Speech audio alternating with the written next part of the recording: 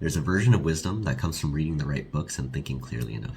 And then there's that kind that comes from your life taking you somewhere you didn't choose and finding out who you are on the other side.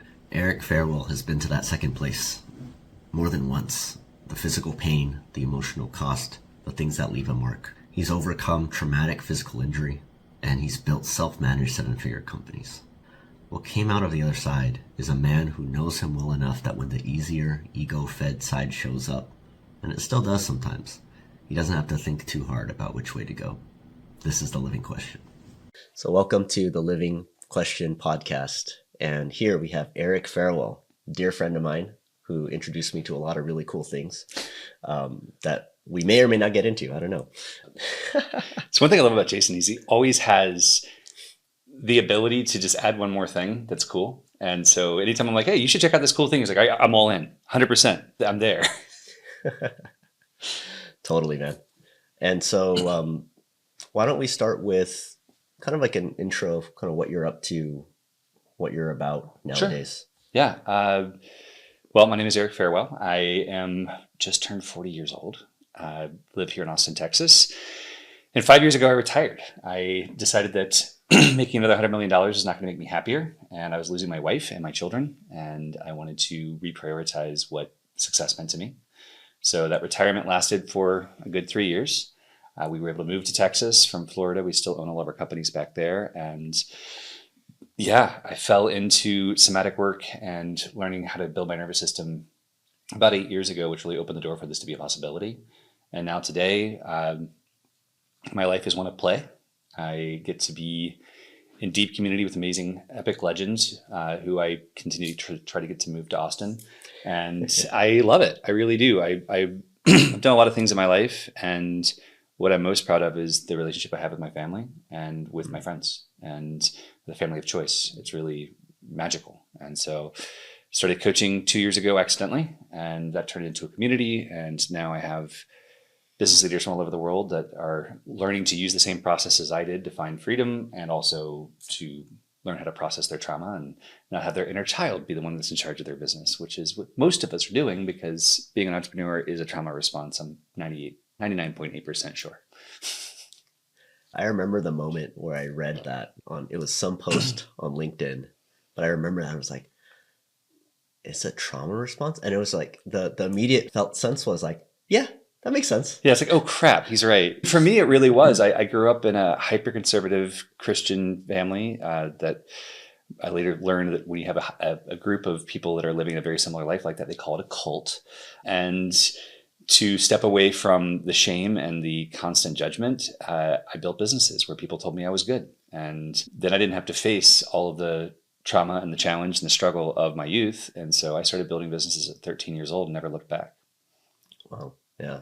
So we'll start with a question here because I know there's so many places we could go, but I'd love to come to a moment where, because we had, before we started recording, you talked about how difficult it was to let go of the performative part of your identity. Huge. And I also know that you've been working on that. You've done it so many times. And so like, can you kind of give me a picture of like what that's like right now and why are you still trying to like shed that identity? I'll go into story mode because it makes more sense if I tell the whole story. Sure. This summer I was flying out to the West Coast to speak at a conference, and I'm about 10 chapters into my book at this point. And I am just overwhelmed with this feeling I have to be in integrity. So I have to actually write the afterword first. Because like every other book, it's like, hey, here's the tools I use. Here's the stories that support it. Here's the frameworks. Here's what you can do. I was like, I have to write this afterward. And the afterword basically says, here's my life in 2025. January 30th, my father-in-law killed himself. February 11th, somewhere in there, we got hit by Doge. All of our military contracts canceled. That was our biggest client for the last almost decade. Wow. April 6th, I think it was, we got hit by tariffs and I had to lay off my CEO from the beach in Miami or in Kauai. By June, over half the team had to be fired. Then we had a fire in our other company, burned our production truck and trailer to the ground. We were underinsured for a whole hell of a lot of money. Wow. And I say all of that to say would be easy for me to play the victim card Yet 2025 was probably the happiest year of my life. I was closer with my wife, closer with my friends, more people I can call on for support. My kids are freaking incredible. We play games together every day. We actually connect every day. There's deep connection. My even almost 15-year-old son still comes and snuggles us in bed every night. It's like there's magic happening, and a level of magic I never thought was possible.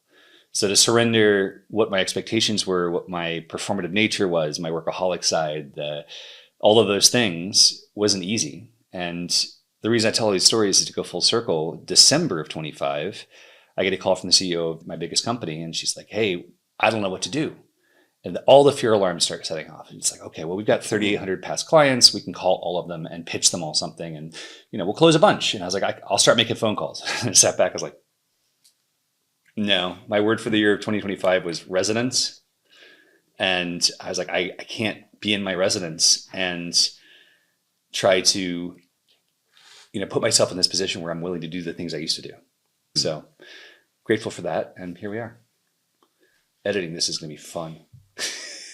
It'll be right there. This is me as I am, Hey, no, zero shame, dude. You were sick yesterday. I'm amazed that you're sitting upright. Me too. Me too. Like, I half expected it, and I half was like, man, I did a really, like, I told everyone I was hardcore resting because it was so hard just to lay flat and not do anything, especially with everything that I had come to sign up for. Right. Like there was an event happening like 2 blocks that I was supposed to be supporting. Yeah. And I could see all the messages updating in the chat. And I was just like, oh, this sucks. It's been a constant theme since we met that you get these opportunities to surrender your expectations. Yeah. And that's a pretty good one. Hey, fly halfway across the country, bring a team to film stuff. And by the way, you're going to be in bed. Yeah. So trust in divine timing.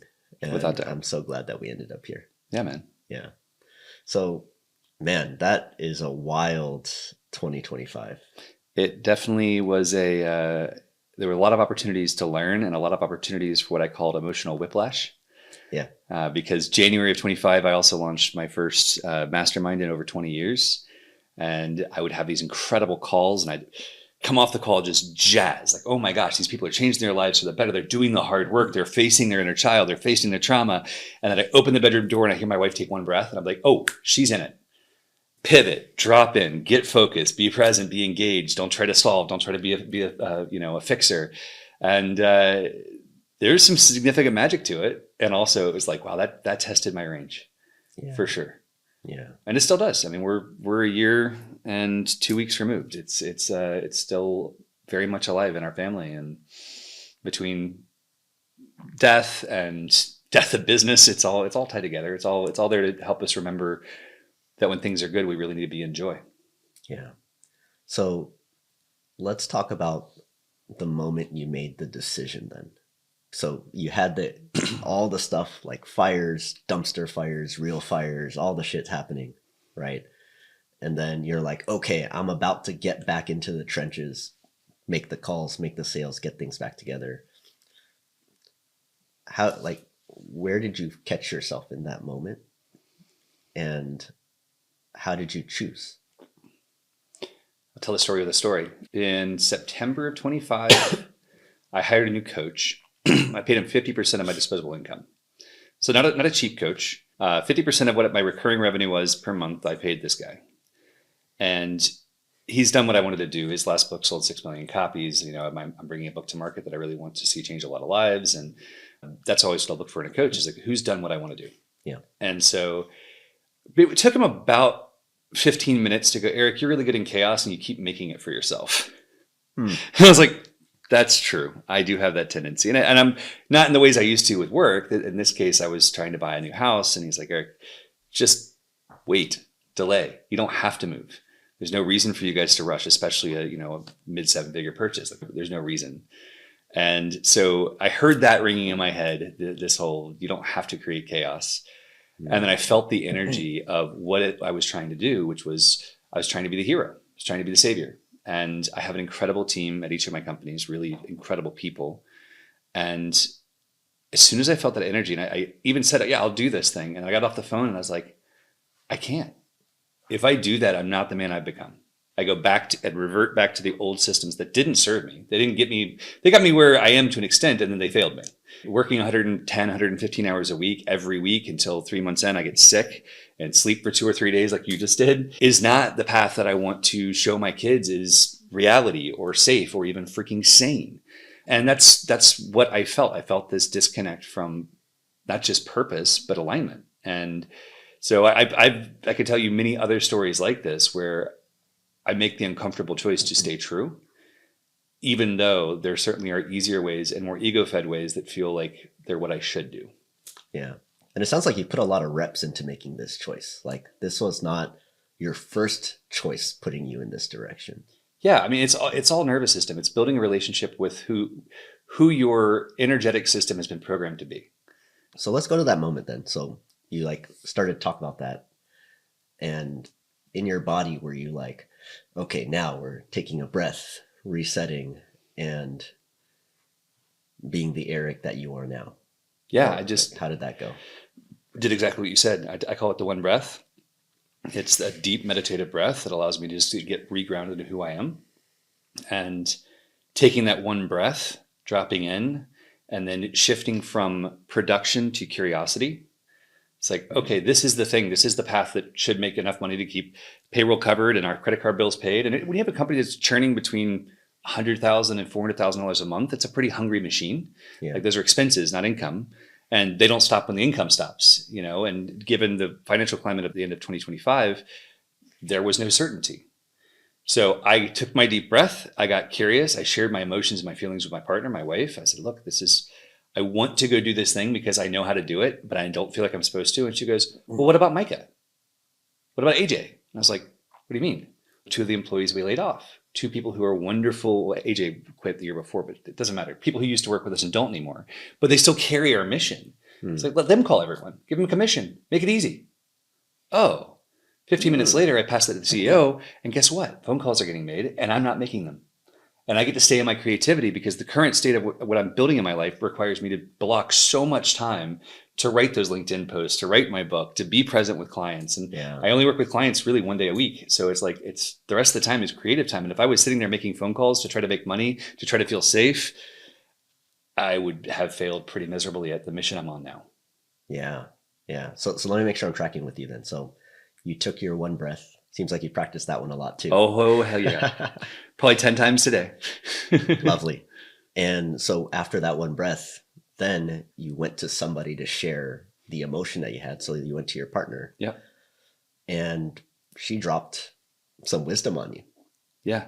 That, like because you had grounded, because you had asked and you had shared, then you started to have like doors open in front of you. I think it's so important for us to see our emotions reflected in someone else. So I often, whether it's with my wife or I have so many dear friends that I do this with, where I just like, might be a random phone call at 10 o'clock at night on a Tuesday, where I'm like, hey, here's what I'm feeling. Check me. Because they may feel something in my energy that's different. And so it's really interesting because it's natural to revert to fear, fight, flight, freeze, right? Those are our natural order of how we move. Yeah. But if we're choosing a different way, we're choosing a higher resonance, you have to have outside perspective to see you. Yeah. So my wife is the most commonly used one, but I also have my front row dad bands. I have my own community, like all these different people. Preston, whose house we're in right now, is one that I very frequently, one of us will call the other and it's like, hey, check me. Yeah. And I think it's good. I think it's important to have those, especially for me, men in my life that I can lean on that know me and my strength and my weakness. Yeah. Yeah. And I love that because like what I'm hearing that I'm taking notes on mental, and I'll have to take even more notes after I rewatch this, is that part where not only are you doing the work, but you're also including checks with trusted people who know your heart, know where you want to go. And also like they can give you that direct feedback. Right. Yeah. That's awesome. It's huge. Yeah. I mean, Preston says it all the time. Community is currency. And it doesn't become currency until you make a withdrawal. So me being here on this podcast with you right now is a withdrawal. You asked me to come show up and I'm like, absolutely. I like you. I love you. I'm going to show up for you. Yeah. Was it a hard week to do it? Yes. But we made it work. Right. And so you made a withdrawal. And that's a beautiful thing about real relationships. It's not transactional. It's like a bank. But banks are transactions. I know. I'm trying to find a better way of putting this. It's more like you put deposits and you can make withdrawals, because every time you build a relationship, you're building the deposit bank, right? Yeah. But there needs to be circulation. 100%. Like I just can't stack up all of this stuff by like doing a lot of things for you, Right. thinking that, oh, I'll just save up with Eric so that in case I ever need help, he'll come out and help me. But that's different from, hey, can you help me out here? Or, hey, do you want to meet up and do this? Right. And getting an actual circulation going, then it's a real relationship, right? Absolutely. Yeah. Absolutely. And that's, people have so much fear around releasing the things they have. It's like, no, the moment you give it away to somebody else, it reduces its merit, reduces its power over you. It's like, you might as well circulate. It's really beautiful. Yeah. And that's a really interesting one for me, because especially I've been researching my culture actually, because it's an Asian culture is more collectivist and a lot of the energy goes around like not rocking the boat, not making things like difficult for other people. And there's a lot of like implied stuff. It's kind of like, oh, if you give me X thing, then I need to return that in some kind of value. Not because it was like given without expectation. It's kind of like it's implied that I must return it somehow. And so that makes gifting really difficult. And in Chinese culture, it's Lunar New Year today. Yeah, today, I think. And I should know this. I don't know why I do, but I believe it's today. But you give red packets, and like we'll track how much money we get like for our kids, so that we know next time we see their kids, we're going to drop that or more into their red packet, and so that it circulates. But it's a different feeling. It's not this feeling of like a giving overflow. It's more of like, this is the norm. This is the standard that I have to kind of move by. And I've only recently been opening to exploring the different idea of like circulation, of I can give freely because I know I'll receive freely. Yeah. And there's going to be times in my life when I can give crazily. I can give super generously. And then there's also going to be times in my life where I'm laid flat. Yeah. And there's nothing to give. And I'm going to need to ask for a lot. And knowing that, hey, like there's people in my life who got me. They're probably not the ones who I've been having like red packet wars with, of like who will give more the next time. I'll be the guy who gives nothing back, but feel free. I mean, my kids would love that. I'm kidding. Yeah. See, but you're not Chinese, so it's okay, right? Not playing. But truly though, like whenever I give, I give with this heart of generosity, not expecting, but at the same time, like as I've been researching my culture, like one of those things about the collectivist side is that it's very different. Like when you act like that in a Western environment, you're seen as different. You're seen as more timid. You're seen as like more calculating, more cold, because you're trying to condense everything into this number so that like it becomes real currency. Interesting. So it's almost instinctual to turn it into a real currency, but that kills it. It's interesting. I was having this conversation last week with a friend. She asked me, she said, "What do you think of modern tipping culture?" I was like, I actually kind of love it. The counter service places where like they make you a coffee and they hand it to you and you're like, yes, I want to put a $4 tip on my $2 coffee. I'm that guy. I mean, I grew up in food service and I genuinely am, but I don't want them to ask. The moment they ask, hey, it's going to ask you a question or whatever they say, I'm always like, I know what the question is. I'm not an idiot. And now it feels like it's created a societal construct of expectation. I love to overserve and over amplify the possibility. And like, I was sitting there having a cup of coffee with her and it was a $3 and something cent cup of coffee. And I tipped $4 on it because it was the maximum amount they would let you press the button. And I was like, that brought me joy, because I'm not going to miss the $4, but it might bless them.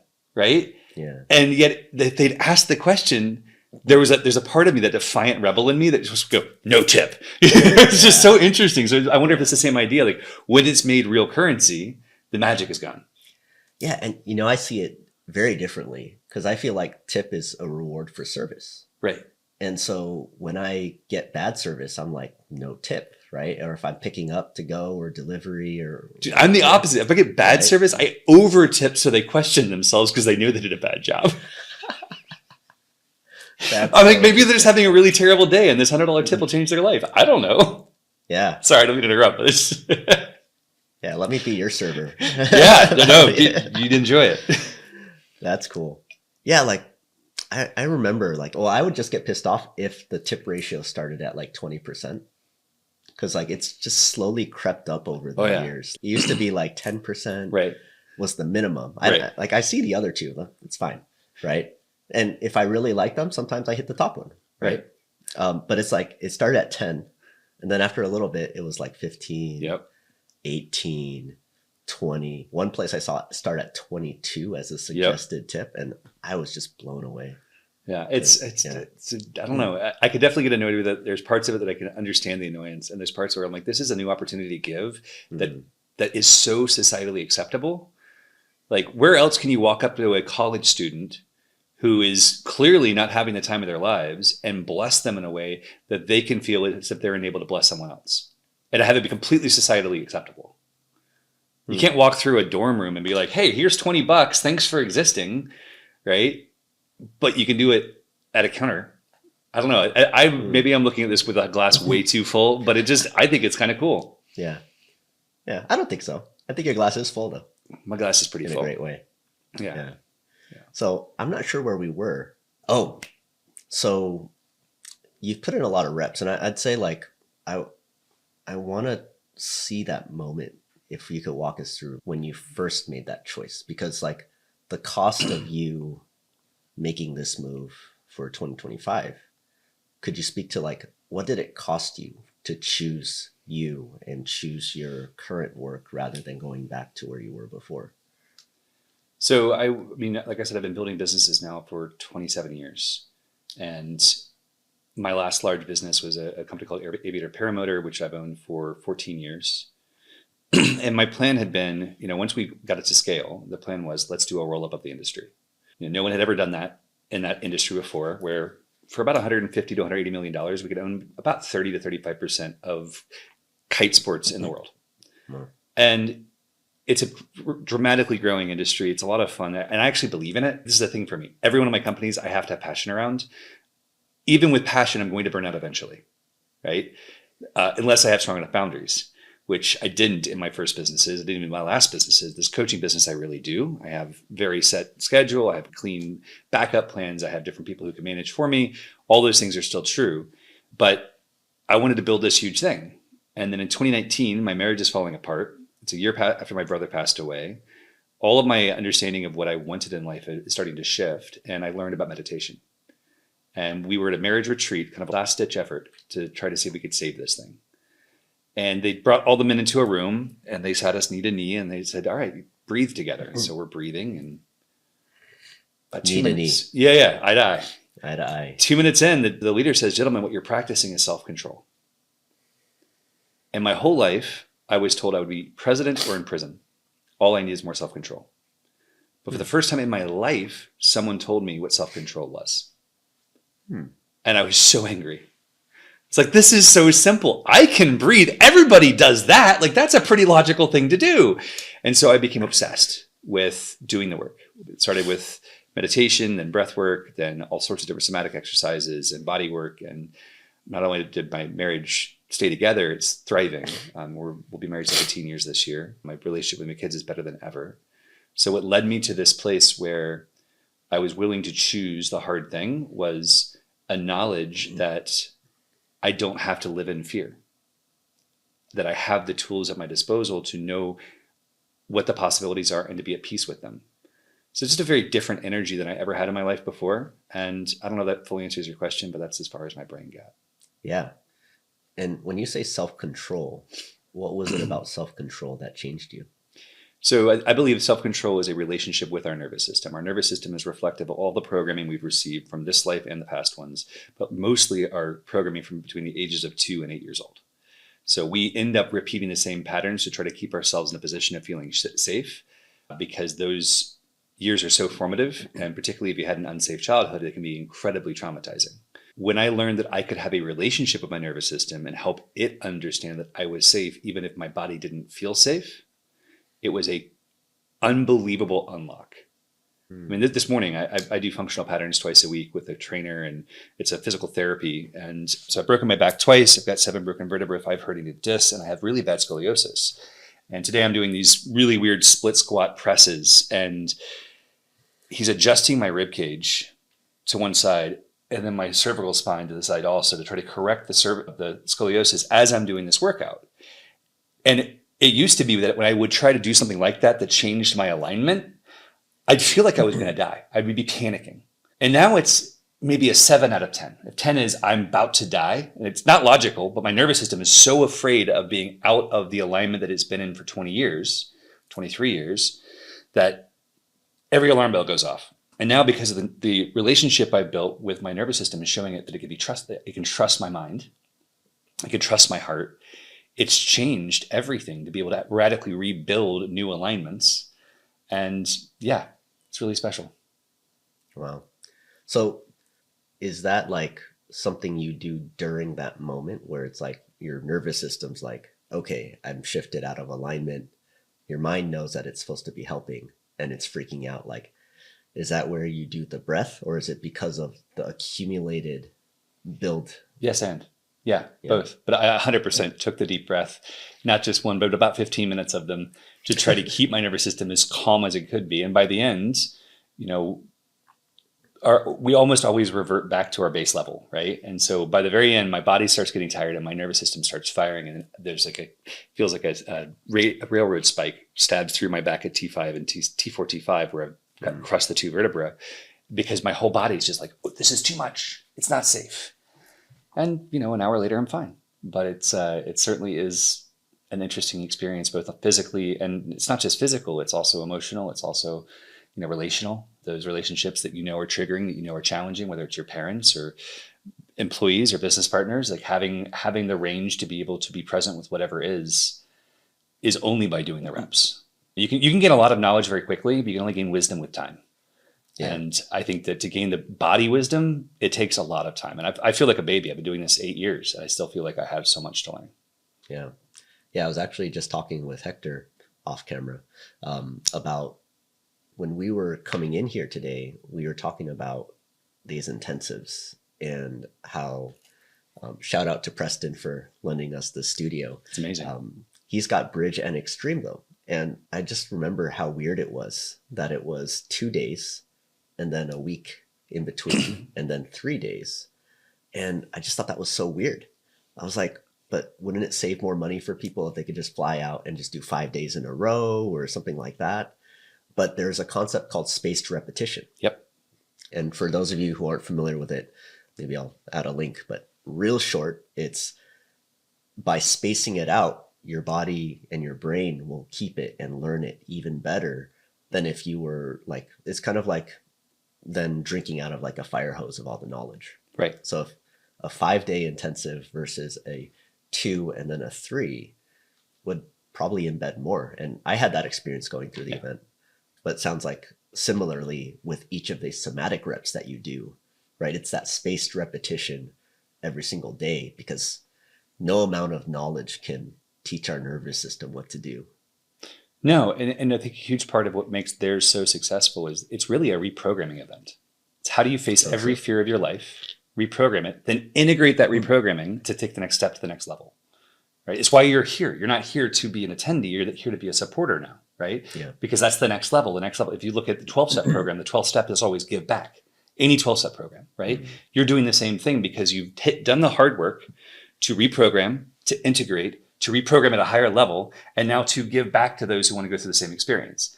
It's beautiful. And it takes time. There is no shortcut. You can't just be like, all right, I paid the extra $100,000 and now I got it. No, there's a lot of charlatans who tell you that you can, but it's not true. It'd be nice. Only $100,000? Yeah. It's like saying you're going to instantly fix your marriage in one day. Nope. You're still going to be triggered by the same exact things. You're still going to be pushed. You're still going to have frustrations. I remember a couple of years ago, Matt Drinkenhan, who's a front row dad, had a challenge, and I was on this call, and he's like, "We're going to have a no yelling household." I was like, "Cool." I mean, as the masculine, the only emotion I was ever shown that you could safely share as a masculine man was anger. So it's what was patterned for me, and I was really good at it. I'm a rock star angry guy, and I was like, "Cool, I'm in."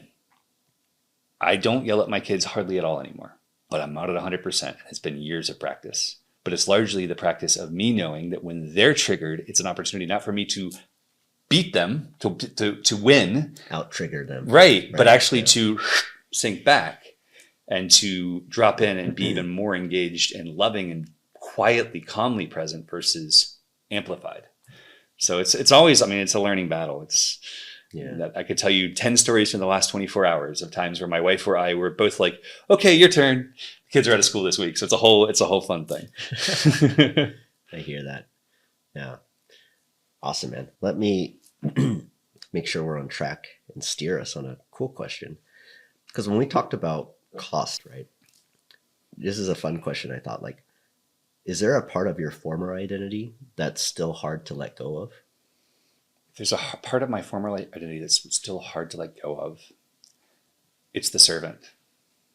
So my word for 2026 is to receive, because for 27 years, I built businesses and reinvested in them. I paid myself the minimum the IRS will let me. I've taken money out of companies and put it in savings and then put the money right back in when times are hard. I have always been available to do whatever work there is. Nothing's below me as the founder, the owner, the CEO. It didn't matter. I clean the bathrooms all the time. Doesn't matter, right? I want to show that I'm not above it. And I got so much out of being the servant, out of being the guy that people looked to and said, wow, you're such a good giver. I mean, I've won awards for this, right? Yeah. And I'd still choose to serve, but I don't choose to serve at a cost to myself. And giving that up is like rewriting my circuitry completely, because all I want to do is say yes. And even then, I mean, I had a new friend who asked me to dinner this week, and I'm like, awesome, I can see you in April. And that's a really uncomfortable place to be, but I'm writing a book and I've got clients and I've got travels and I just got back from Miami and all these things. And it's like, I could absolutely see him Friday night. Like, the night's free. And it would be my nature to do that. But it would cost my relationship a lot, because my wife has been home with our kids all week. It would cost what I do for me and my fun time, which is about 3 to 4 hours a day. I play games of one kind, whether it's physical or virtual, doesn't matter. I play something with myself, with my kids, with my friends. And that time keeps me sane. It would take away my time to meditate, take away my time to drop in, away my time for intimacy. told him, I was like, I'd love to. And I'm sorry, I told you Friday yesterday. I could probably see you in April, which is really uncomfortable, but it's hard to give that up, because there's so much beautiful dopamine of like, I'm the guy who's always available, because for years I have been. I'm a billionaire in time, and I'm grateful for that. And also right now I'm in a season where I'm not. Yeah. I am, but I'm not using it. You are using it. Well, I'm not using it for others. How's that? So, like, what about it was uncomfortable, of like rescheduling to April? Letting anyone down, particularly if I have given my word to do something, feels like I'm out of integrity. And I've been on a huge push, not only just to be in my integrity, but to be specifically in my integrity. For years, I said my best year was $6 million in revenue. It wasn't. It was $5.998 million in revenue. And I've learned that the more powerfully specific I can be with accurate statements, the better it could be. My friend Garen Ashe shared this with me, and it just hit me. I was like, oh, duh. He's always said he was in prison for 2.5 years. He was in prison for 2 years, I think 3 months or 4 months. But he's always said 2.5 years because it's easier to say. And he's like, but I realized I was cheating myself out of the truth. I put this in my book because I think the power of that specificity is so much more dramatic than the challenge it is to stay and remain specific. And I'm dyslexic with numbers, so it's really hard for me. I get them backwards sometimes. But I've learned, like, how can I show up and be really clear with my word? Yeah. Yeah. And then being clear, what do you get out of that? What do you get when you're now clear? When I'm now clear? Yeah. I think the biggest thing I get, so I gave up all my secrets in 2020. I told my wife everything I'd ever done that was wrong, that was negative, that I needed to ask forgiveness for. And I continued doing that with my friends, my family, my employees. And I became obsessed. And to the point now where, like, I don't want there to be any secrets. And even then, by saying 6 million instead of 5.998, when someone does forensic accounting, when they're buying my businesses, which I listed for sale last week, by the way, that's a whole nother story, that it rings as untrue. And I don't want anything about me to ring as untrue. If someone has a question or a problem, I want to be able to answer candidly and tell the truth. Yeah. And so by trying to shift my language into more accuracy, it relieves me of having the fear of being found out. And I'm also hearing, like, alignment. Yeah. Yeah. Like Yeah. no matter what you say, no matter what angle they look at it or they try to dissect it, it is what it is. I call it the clear and present danger rule. Clear and Clear and present danger. Did you ever read Tom Clancy? I've read one like a long time ago. I've read them all because I'm that nerd. And I read at night. I read fiction every night. I have for many years. And Okay. I get through probably 100,000 pages a year or more. I love to read. And Clear and Present Danger, there's a character named Jack Ryan. He's the primary character, and he's advising the president. The president's friend has just been found on a drug-filled boat, killed by the cartel. And all his advisors are like freaking out. Like, if they ask if you were friends, say that you met once. And Jack Ryan goes, if they ask if you're friends, just say you were lifelong friends. So they ask if you were close, just tell them that you were like brothers. Take all the wind out of their sails so they can't go anywhere else. And of course, the president does this, and it's out of the news cycle in moments because there's no deeper right? It's just the truth. And so I've been trying to follow that as much as I can. And it can be really uncomfortable, especially when you talk to people about things that are intimate or vulnerable that most people don't talk about. But that's why I've surrounded myself with people who do. Or I very quickly build new relationships. Yeah. And you're quite good at that side as well. Thank you. It's been quite the journey. Yeah. I don't know, like I'd love to go anywhere from here. And, we've checked off the living question part. And what I'm really hearing is this alignment, but also this trust that as you're making every single step, each event, each thing that happens around you is a rep. Let's say our listeners are like, wow, okay, that makes total sense. I want to start putting in the reps. I want to start doing the work. Where should they start? What should they kind of keep in mind as they're doing it? Those kind of things. It's a great question. I believe that every human, particularly entrepreneurs, particularly people who are trying to bring change to the world, needs three things. The first is a mentor, which is someone who has gone where you want to go. Someone who has the life you want in 10, 20, 30, 40 years. Someone you can look to as a North Star. Like, oh, they made decisions like this. And maybe you won't make the decision exactly the same way, but you want the result they got, right? The second is a coach, someone who is in the work that you want to do, or has transcended to a level that you have deep respect for and is still willing to get paid, hopefully way too much money because it should hurt.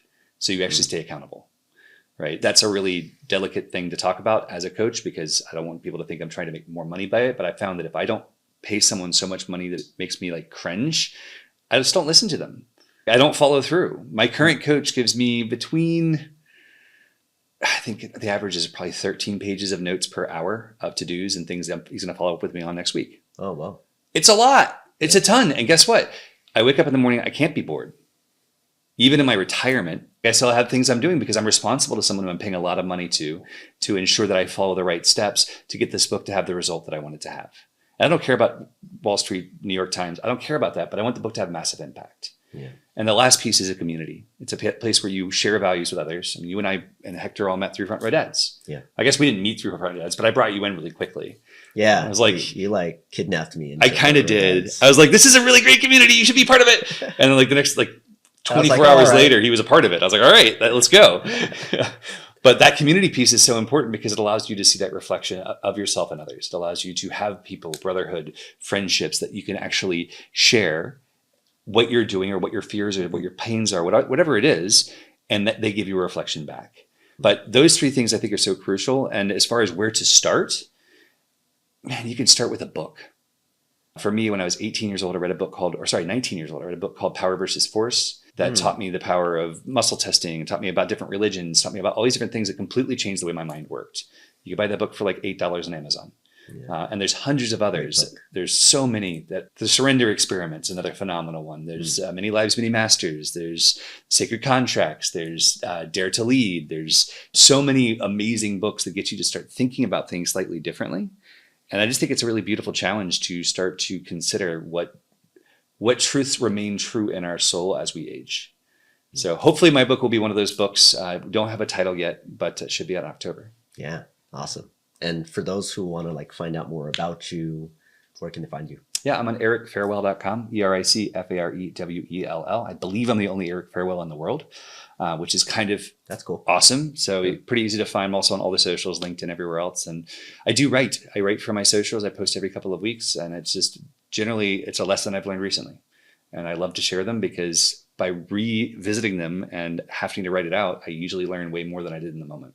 That's for sure. I Yeah. just started writing myself, and it's this constant process of, as I write it, it almost like I get to squeeze more juice out of that event. And then then I have to make it make sense that someone else could read it, Yeah. and also kind of hear what I got. And it's like such a different experience. 100%. And it's really special. It's like they say that our kids' school banned AI. Not the teachers, the students. Up until high school, they actually teach the high schoolers how to use AI purposefully. But up to high school, the kids voted and banned AI because they said that they learned the most by writing out their thoughts. And I thought that was really fascinating and also a little frustrating because I love AI. I don't use it for any of my writing, but I use it for everything else. Like, it's phenomenal. And my kids are using it for everything else as long as it's not at school because they can get in trouble for that. Makes sense. Yeah. Yeah, that's incredible. Eric, I've really loved this time. I feel like we could talk about 1,000 other things, 1,000 other events. We'll definitely do another one at some point. I look forward to it. But thank you for coming. Truly my honor, man. And it's an honor for me too. I'm excited to see you on this journey as you've learned to lean in to what's truest for you and where you're meant to go. I witnessed your purpose play pinball for 2 years, and it feels like you've finally found resolve that's so beautiful for you.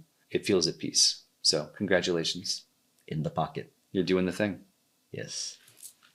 Appreciate you, brother. Thank you.